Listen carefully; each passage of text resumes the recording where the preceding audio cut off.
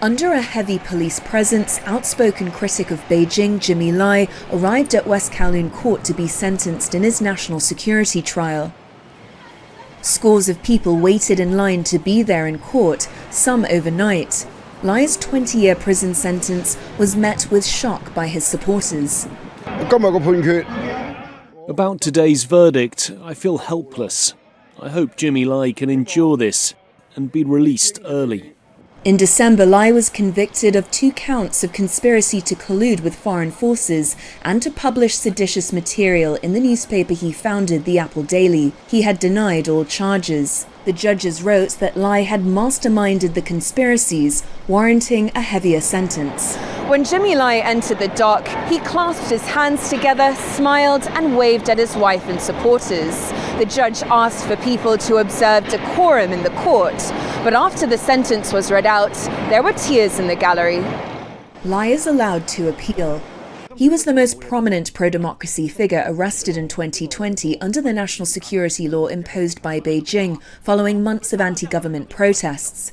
The prosecution had accused Lai of encouraging foreign governments to leverage sanctions and other measures against China and Hong Kong. So his words count. And so if he were to abuse his power and influence to persuade an outside power to impose sanctions on the nation, on his own country, the damage is very serious. But rights groups say Lai's sentence, along with 6 executives of the now defunct Apple Daily, represents a dangerous setback for press freedom. We've seen journalists sentenced, journalists detained, more than a dozen outlets shuttered, and now, these very severe and harsh sentencing on Jimmy Lai really intended to send a message to ordinary Hong Kongers not to resist. The US and Europe have called for Lai's release. In response, Chinese authorities have accused them of interference. US President Donald Trump reportedly discussed the case with Chinese leader Xi Jinping when they met last year, and he is expected to visit Beijing in April. Jimmy Lai has already spent 5 years in prison. His children say the 78-year-old's health is deteriorating as he faces the prospect of spending the rest of his life behind bars.